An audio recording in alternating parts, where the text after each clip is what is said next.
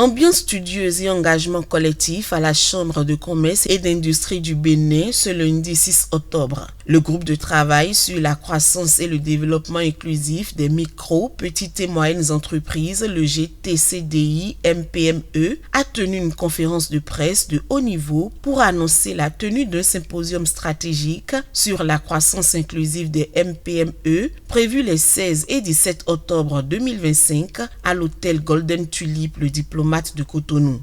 À la tribune, Albin Felijo, président du GTCDI MPME et de la CONEB, entouré de son équipe, a présenté les grandes orientations du symposium. Il a insisté sur la nécessité d'une concertation nationale entre acteurs publics, privés, académiques et techniques pour poser les bases d'un développement plus inclusif, durable et compétitif.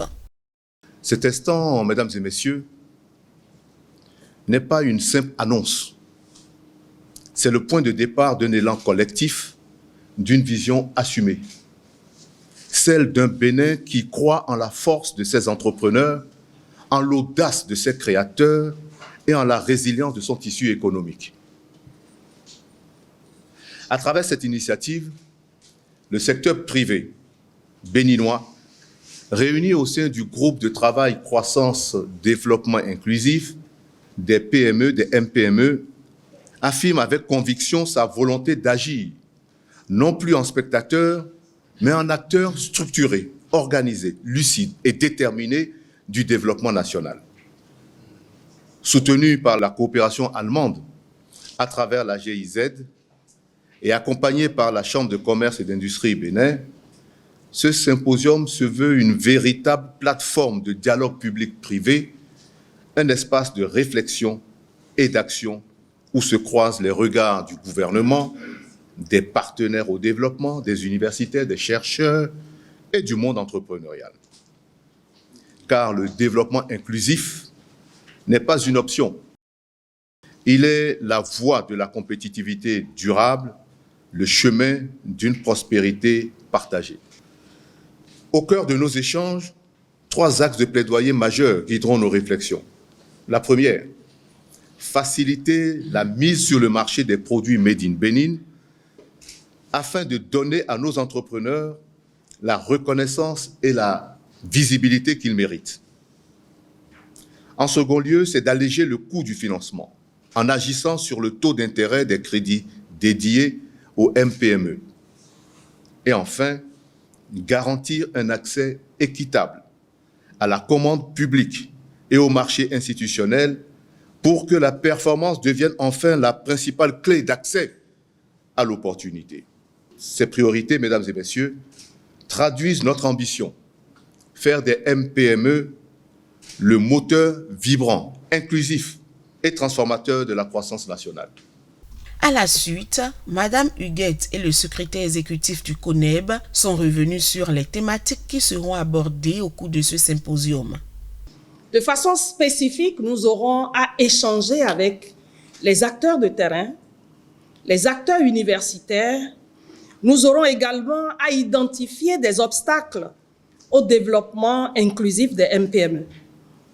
Explorer aussi des solutions innovantes.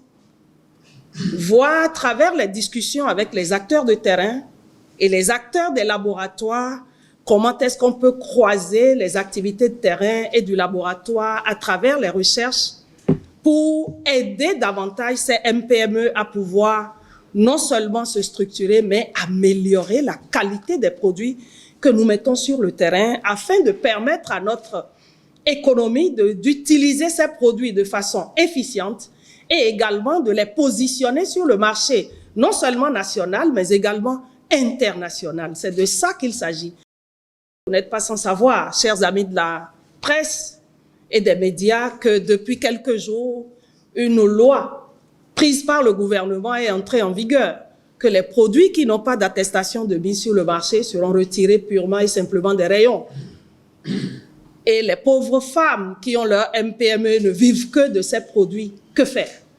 Donc, notre symposium vient à point nommé pour aider et ces MPME et les dirigeants à pouvoir s'asseoir autour d'une même table pour voir les facilités qu'on pourrait apporter. toutes les entreprises du pays, qu'elles soient moyennes, petites ou micro, nous allons commencer à nous intéresser à leur quotidien. Donc le groupe de travail, c'est un creuset qui regroupe les organisations dont on vous a cité les noms tout à l'heure, mais qui a vocation à s'ouvrir au monde universitaire pour échanger régulièrement sur les problèmes du quotidien de nos entreprises. Et donc, se concentrer seulement sur des problèmes des variables qui n'existent qu'une seule fois dans la vie d'une entreprise. Donc, nous allons réfléchir chaque année sur des thématiques qui touchent à la vie de tous les jours de nos entreprises.